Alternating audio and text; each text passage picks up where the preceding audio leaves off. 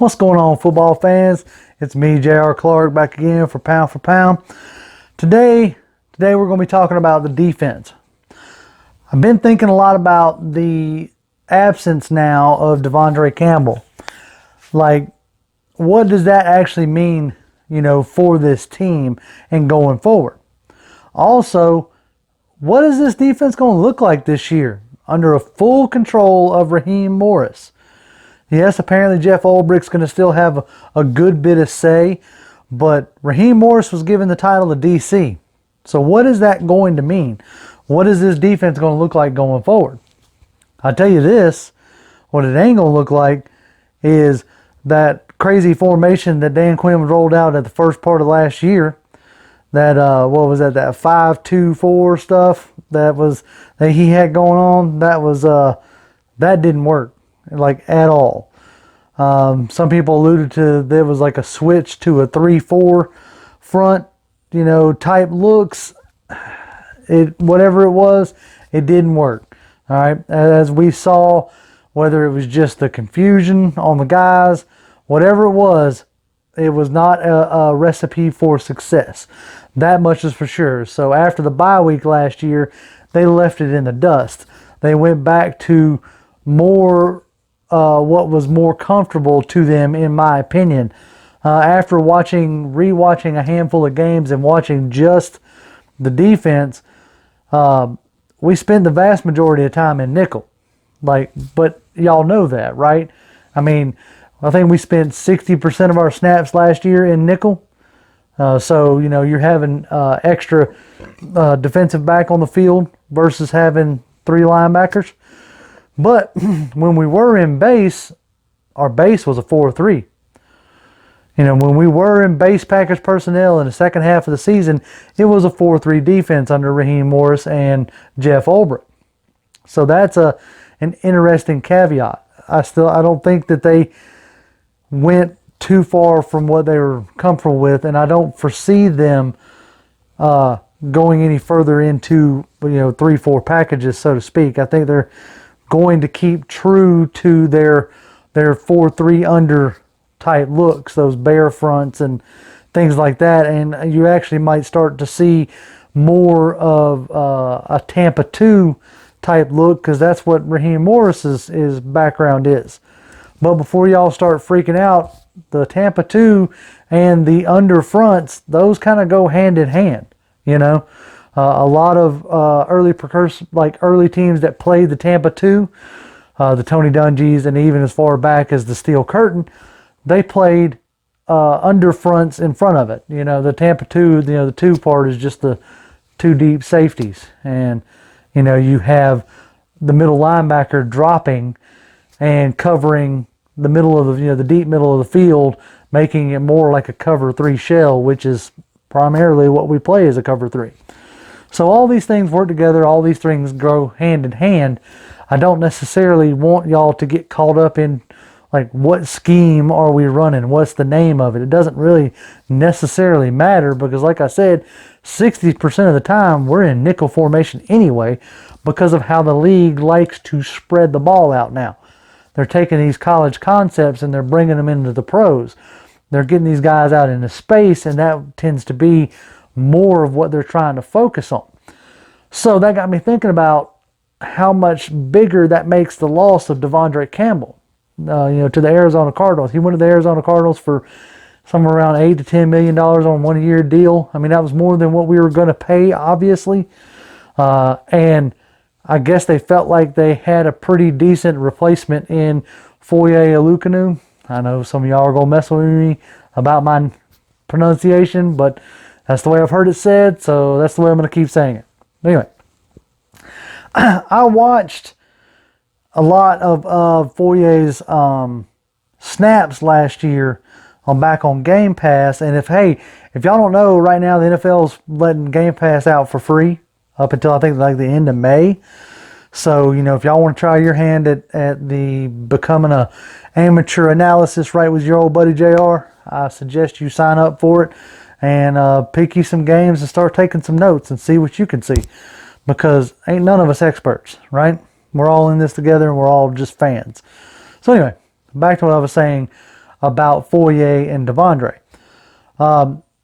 Obviously, De'Vondre played a lot more snaps than Foyesade did. Hold on, I got it written down right here because I am bad about remembering my numbers. Let's see.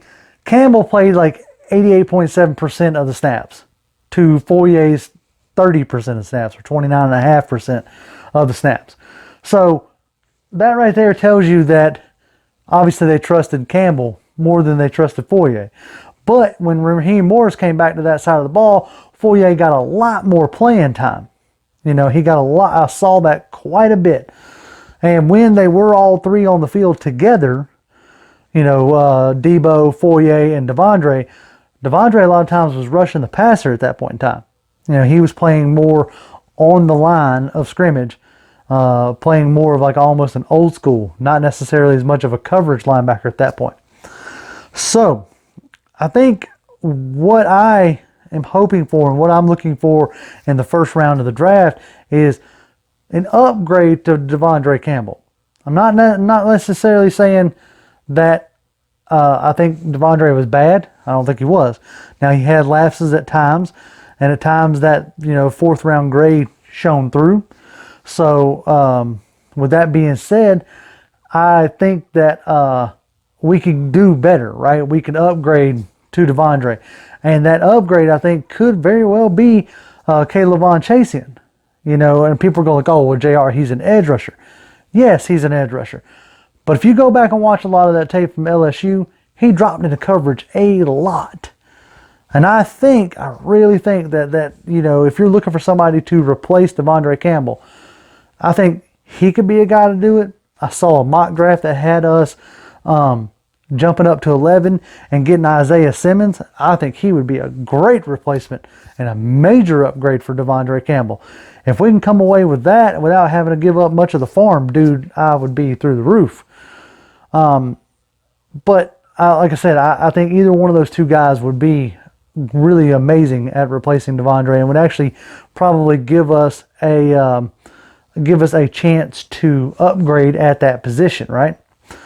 But in my studying and in my research, I come across something that really intrigued me, because I got to thinking about, what are you going to do with Keanu Neal when he comes back, right?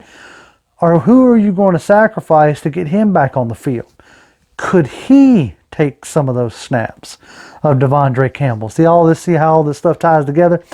You know, like, could he be a De'Vondre replacement as a, you know, pseudo hybrid linebacker safety? And that led me stumble on something that somebody coined, the inverted Tampa 2. I implore y'all to Google it and do some research on it, because it is really an interesting read, and it sounds like something that could be interesting for our Falcons to take a look at. What it essentially does is you go for like a three-man front, okay? You have your two linebackers, three safeties, and two corners. Now, the reason why I bring up the three safeties instead of having three corners out there, having an extra corner, putting an extra safety out there, is interesting, because that would allow Ricardo Allen to like trove the middle ground. You could put Keanu Neal closer to the line of scrimmage, where he plays anyway. He could cover your running backs and your tight ends coming out of the backfield. Also could be just interesting in coverage as well, because he is also a very willing tackler. Then you keep the intelligence and the field generalness of Rico Allen on the field and letting him diagnose these plays, because when they switched up and had both Keanu Neal and Damontae Kazee out there, letting Kazee roam as the free safety and, you know, play the center field position, you know, things started to play much better, right? The numbers started to turn around. You went from offenses having a 60% completion rate or a success rate against the defense in the first half of the season down to a 49-50%, you know, success rate. So I don't necessarily want to take Rico Allen off the field. He is far too smart. He knows, like, he's very much a student of the game. What he lacks in raw talent, he makes up for in determination and intelligence. And yes, I think that it can be done, okay? And I think Rico Allen does a very good job of that. But when you get Keanu Neal coming back, you want to keep him, you want to get him on the field as well.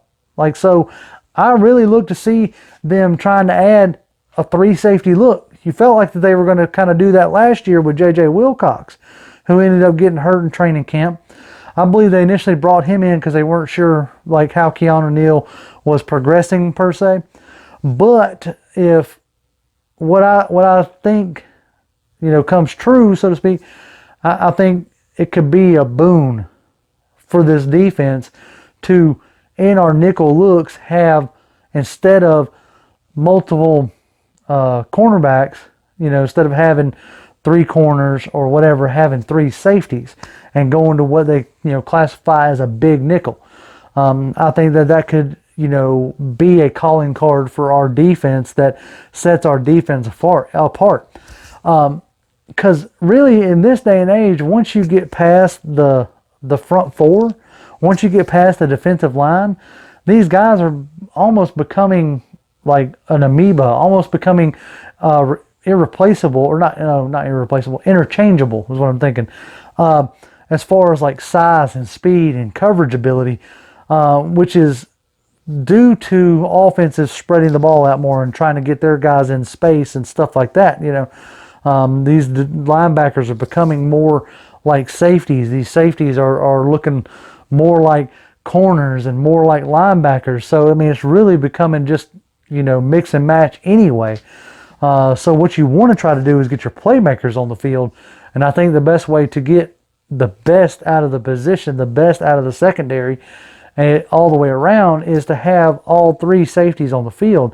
And like I said, that would end up giving you what is being coined like an inverted Tampa 2, where you play, you know, 3 down linemen, you know, nose tackle, which would be, you know, Grady Jarrett, 2 ends, which would be a mix of, you know, Tack, Fowler, Stephen Means, Bailey, you know, whichever ones they feel like there.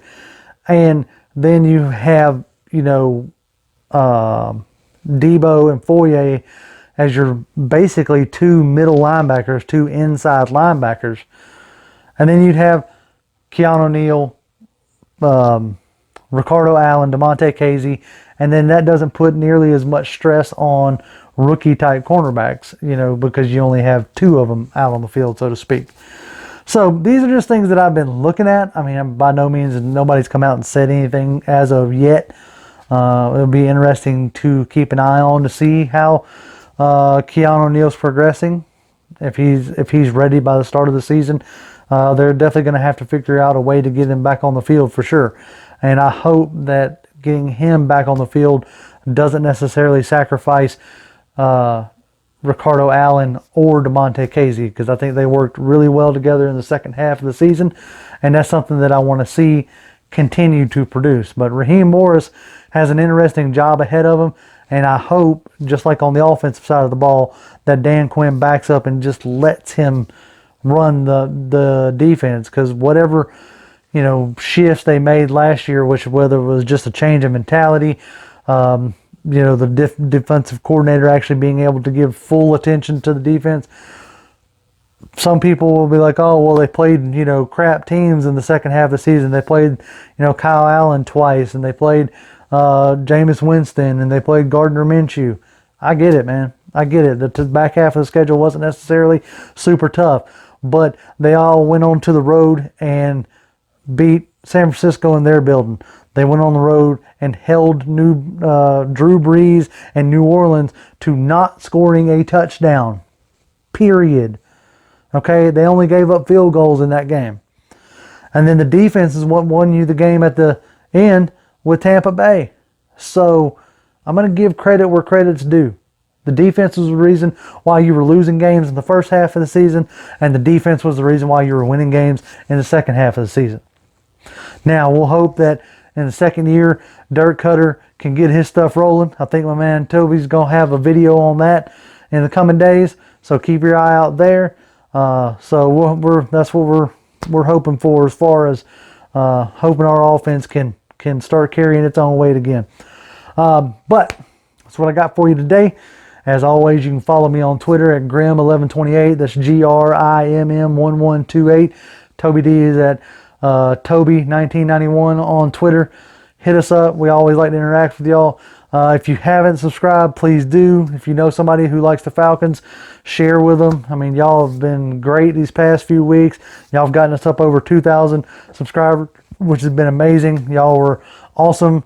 At our last live stream, we had some technical difficulties, but y'all stuck with us and hung through, and that was a great and amazing. And I'm going to try to do a little bit better next week, not this coming week, but the following. But yeah, I mean, always, like I said, hit us up. And as always, Falcons fans, rise up.